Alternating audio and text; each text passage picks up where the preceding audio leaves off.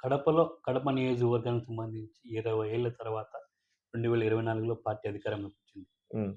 ఇప్పటి నుంచి పార్టీ బలోపేతానికి మీరు నగర అధ్యక్షులుగా ఎటువంటి కార్యాచరణ చేయబోతున్నారు? అది చెప్తున్నాను గదా! 20 ఇయర్స్ నుంచి వివిధ పార్టీలు పాలన చేసినాయి కడపను. కానీ ఎవరు గూడా ప్రజలకు ప్రస్తుతం ఏ సమస్య ఉంది? ఏ సమస్య తీర్చాలా? ఏ విధంగా ముందుకెళ్ళాలని ఏ పార్టీ చేయలేదు.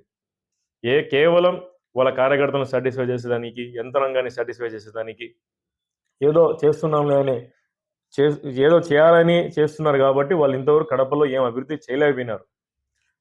గతంలో గూడా డబ్బొచ్చినప్పుడు ఆ ఫండ్స్‌ని గూడా సరిగ్గా యుటిలైజ్ చేయలేకపోయినారు. మీరు కావాలంటే చూడండి కడప చుట్టూరు ఎట్టా డ్రైనేజెస్ ఏశారు, ఎట్టా రింగ్ రోడ్స్ ఏశారు, ఎట్టా ఈ డివైడర్స్ ఏశారు చూడండి. ఏది కూడా ప్రణాళిక లేకుండా చేసినారు. ఇప్పటికి గూడా ఆ సర్కిల్స్ దగ్గర జనాలు ఇబ్బంది పడుతున్నారు. మీరు ఇంగ పరిపాలన గురించి చెప్పాలంటే అదే. మేమైతే సింగపూర్ చేస్తామనేదైతే చెప్పలేదు గదా! కడపను ఉన్నతమైన కడపను ఎలా చేయాలనే విధానంతోనే ముందుకెళ్తాం. ఒకటి ప్రజలకు ఏమి అవసరం అని మనం కనుక్కొని దాని అనుసరంగా ముందుకెళ్తే ఖచ్చితంగా మనకు అభివృద్ధి చేసేదానికి ఆస్కారం ఉంది. ఇప్పుడు ఒక వీధిలోకెళ్తాను. అక్కడ రోడ్ అవసరం ఉంది. తర్వాత కెనాల్ అవసరం ఉంది. తర్వాత ఆడ వాటర్ ఫెసిలిటీ ఉందా లేదా? నీళ్ళు వస్తున్నాయా లేదా? బేసిక్ కార్పొరేషన్ లైట్లు పనిచేస్తున్నాయా లేదా? తర్వాత క్లీనింగ్ చేసేవాళ్ళు నీట్‌గా వస్తున్నారా లేదా? ఆటోస్ వస్తున్నాయా లేవా? దీని మీద మనము కాన్సంట్రేట్ చేయాల. ఇవన్నీ చేయకుండా ఉత్తమాటలు చెప్పుకుంటూ అది చేస్తాం, ఇది చేస్తాం అని ఆకాశాన్ని నిచ్చెనేసి 20 సంవత్సరాల నుంచి వాళ్ళే చేశారు. కానీ మీరు గమనిస్తే మీరు 20 సంవత్సరాల గురించి అడిగారు. ఈ 2 సంవత్సరాలు మా పరిపాలన ఎలా ఉందనేది ప్రజలను అడిగి తెలుసుకోండి. ఇప్పుడు మేము గెలిచి 2 ఇయర్స్ అయితుంది. ఎమ్మెల్యే గారు ఎంత కష్టపడుతున్నారు?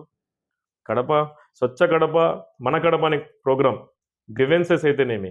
ఇప్పుడు మీరు ఒకవేళ గమనిస్తే మా ఎమ్మెల్యే గారు ఓపెనింగ్స్‌కి పోవడం అన్నీ మానుకున్నారు. ఏవి గూడా తక్కువ. ఆడ పెట్టే టైము కార్యకర్తలను విజిట్ చేసి, కార్యకర్తలు ఏమన్నా సమస్యలుంటే తెలుసుకొని, వాళ్ళు పిలిచడం వాళ్ళ ఇళ్ళకి పోవడము, వాళ్ళని ఓదార్చడము, లేదంటే ఇంకో విధంగా వాళ్ళకేమైనా కావాలంటే కార్యకర్తలైనా, ప్రజలైనా ఎవరైనా సరే పిలిచినప్పుడు వాళ్ళు వెళ్తున్నారు. వెళ్ళి దానికి పెట్టాల్సిన సమయం దీనికి పెడుతున్నారు. ఆ విధంగా 2 ఇయర్స్ నుంచి ఎలా పరిపాలన ఉంది మీరొకసారి గమనించండి. ఎందుకు మీరు మీడియాలో ఉన్నారు మీకే తెలుస్తా ఉంటది. ఇప్పుడు సీఎం రిలీఫ్ ఫండ్ గానిలెండి, ఇప్పటికి మనం దాదాపు 7,00,00,000 ఇచ్చిండాం. ఇంతవరకు చరిత్ర లేదు ఎవరు కడపలో ఇచ్చినట్టు. 2 ఇయర్స్‌లోనే. ఇంగా రిమైనింగ్ 3 ఇయర్స్‌లో ఇంగా ఇస్తాం. ఇప్పుడు మీకు చిన్న ఉదాహరణ చెప్పాలంటే, ఏ సమస్య ఉన్నా కూడా డైరెక్ట్ ఎమ్మెల్యే గారి ఇంటికొస్తున్నారు. గ్రీవెన్స్‌లో పార్టిసిపేట్ చేస్తున్నారు. అక్కడి నుంచి పని చేయించుకుంటున్నారు వెళ్తున్నారు.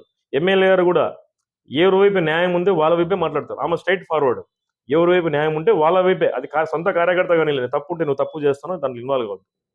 మీరు గమనిస్తే ఇప్పటి వరకు ఎక్కడైనా సరే చిన్న అవినీతి జరిగిందా మన పార్టీ కార్యకర్త ఎవరిని అవినీతి చేసినట్టు నిరూపించగలుగుతారా?